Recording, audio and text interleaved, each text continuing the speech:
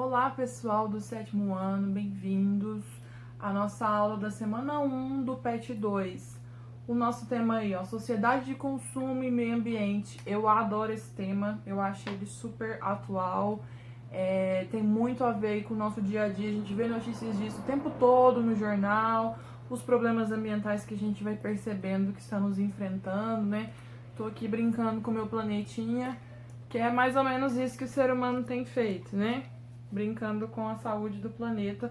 Nós vamos entender um pouquinho aqui como é que isso tudo ocorre. Vamos lá? Bom, vamos lá. Pra gente começar, a gente precisa entender a diferença entre consumo e consumismo, tá? Não podemos assumir aqui que todo consumo é nocivo, é prejudicial ao meio ambiente. Consumo, gente, o que é? É o ato de consumir. É o ato de consumir. A gente precisa adquirir elementos para nossa sobrevivência, né? O ser humano ele precisa consumir alimentos, ele precisa consumir vestuário, remédios. A gente tem que ter um abrigo. Então tem uma série de sistemas que a gente consome, especialmente quando a gente vive nas cidades, né? A gente precisa de um sistema que entregue energia elétrica, um sistema que trate a nossa água. E no caso do consumismo, esse sufixo ismo geralmente vai indicar algum comportamento excessivo, compulsivo ou até mesmo uma doença, tá bom? Então, consumismo é o ato de consumir em exagero, em demasia, consumir aquilo que a gente não precisa. E quando a gente está falando dos impactos ambientais, o consumo causa impactos ambientais? Sim, mas é o consumismo, o hábito de consumir desordenadamente, desnecessariamente, que vai ocasionar aí impactos maiores, muitas das vezes até mesmo irreversíveis. E como é que a gente conseguiu chegar aqui, né? Esse hábito de consumo desenfreado que nós temos hoje na nossa sociedade? A indústria, ela trouxe para o modo de vida do ser humano uma facilidade em adquirir produtos, né? Lembra que antes da Revolução Industrial nós tínhamos as manufaturas, né? Os produtos eram todos ali feitos à mão, de maneira artesanal. Então era muito difícil que uma mesma pessoa, o mesmo grupo produzissem muitos produtos, que a gente chama de produção em massa. Então, se o cara fazia sapato, ele ia fazer poucos e cada um ia ter sua particularidade. Hoje, com uma indústria, eu consigo fazer milhares de sapatos, assim, em questão de horas, né? Utilizando, às vezes, até pouca mão de obra, por causa do auxílio das máquinas. Então, isso facilitou com que a minha produção aumentasse muito. Logo, o preço dos produtos, no geral, né? Porque não são todos, mas o preço dos produtos baixaram e se tornaram mais acessíveis.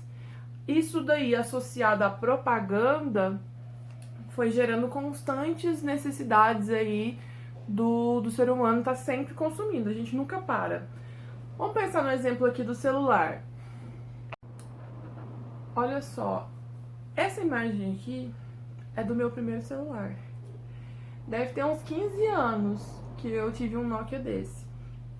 Esse telefone servia para ligar, receber chamadas, mas era até muito caro, a gente quase não tinha crédito sempre. Ele servia para mandar mensagem SMS, que tinha um número limitado de letras, eu não podia escrever uma mensagem do tamanho que eu quisesse. E só tinha um jogo, né, da minhoquinha. Quem for da minha época que tiver vendo esse vídeo, por acaso vai lembrar.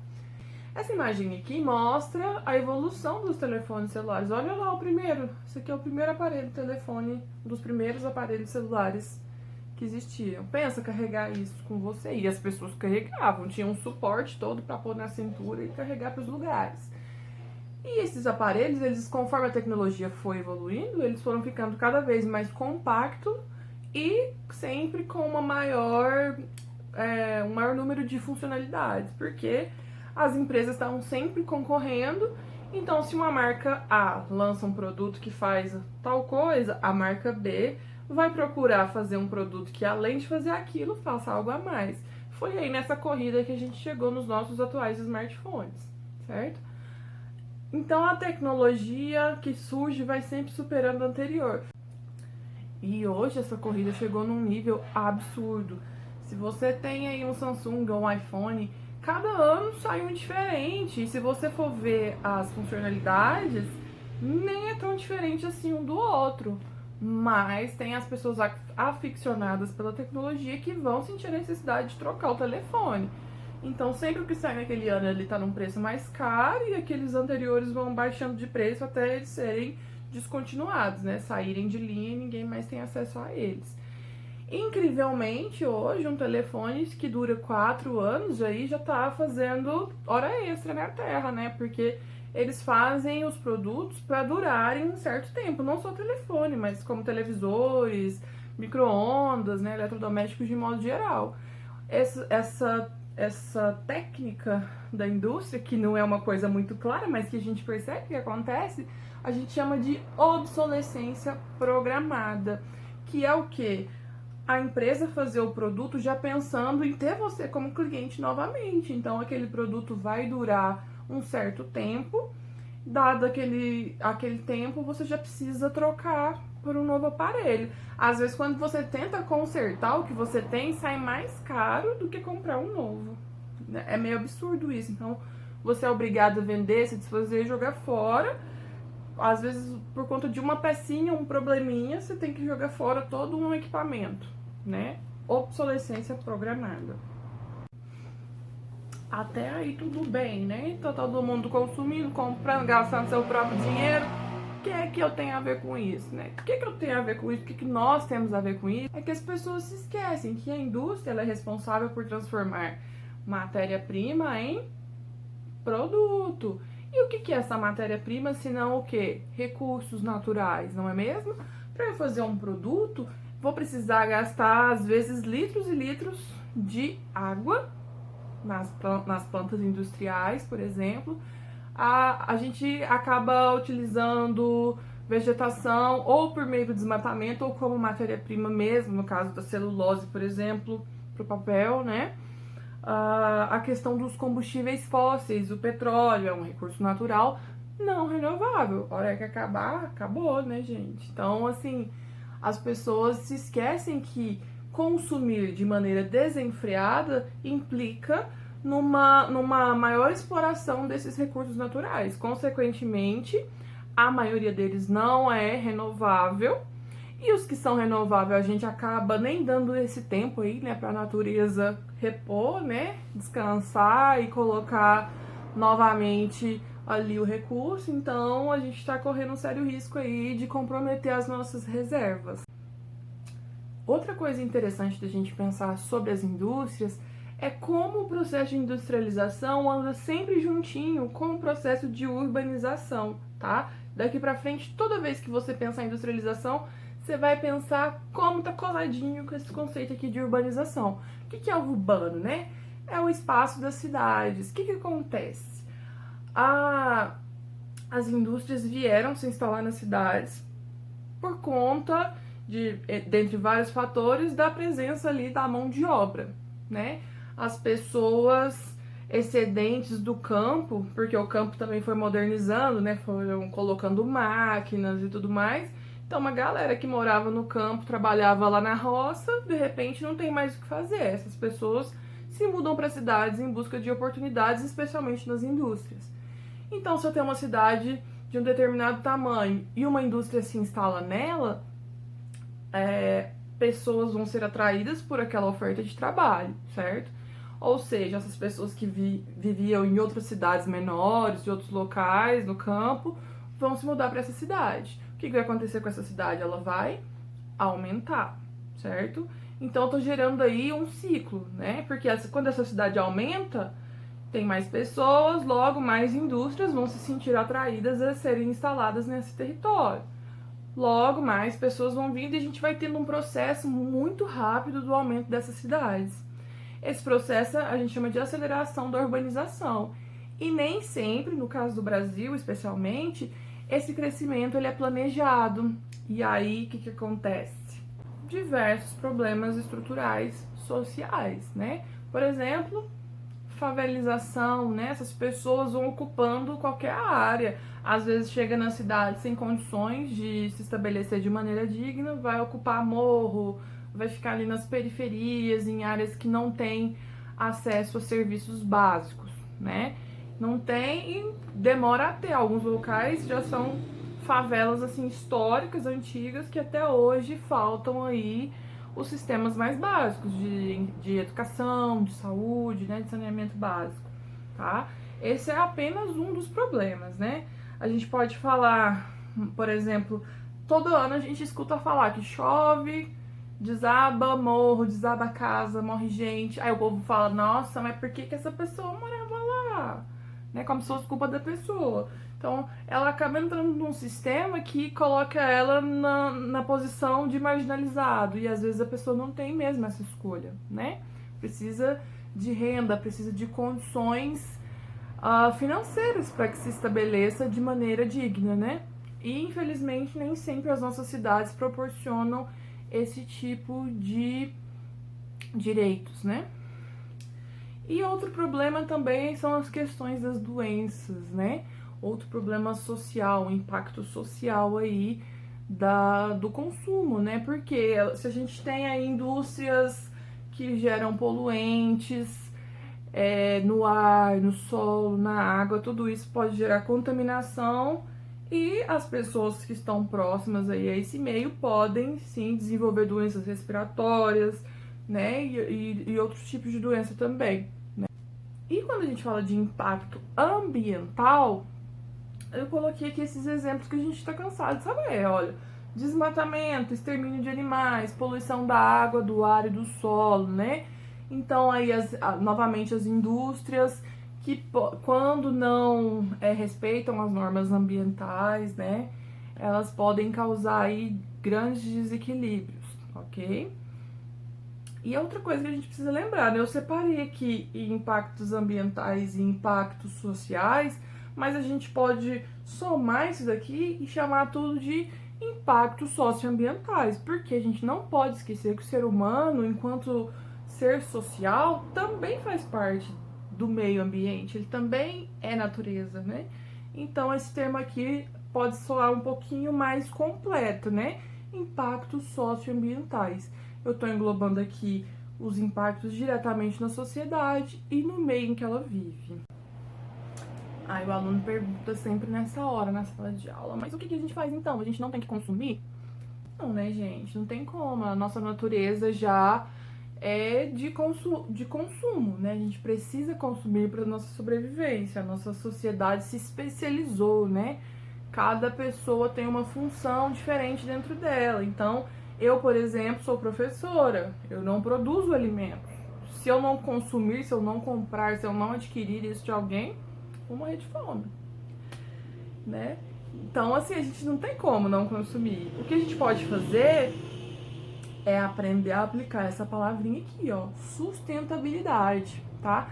O que é? Olha só, o conceito de sustentabilidade é a capacidade que a gente tem de resolver as demandas, né?